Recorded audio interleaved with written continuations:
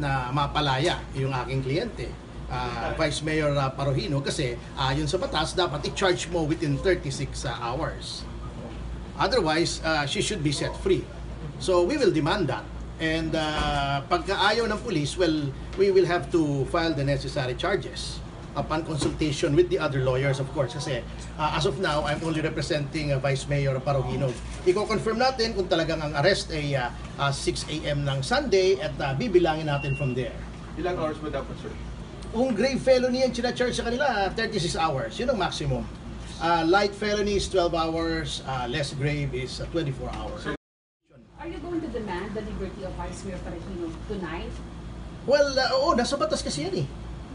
Demand from the PNP, sir. From the PNP. Kasi dapat kung walang charges eh, then walang basis na siya ay nakapiit. Sir, just for No need reference, to file for any petition.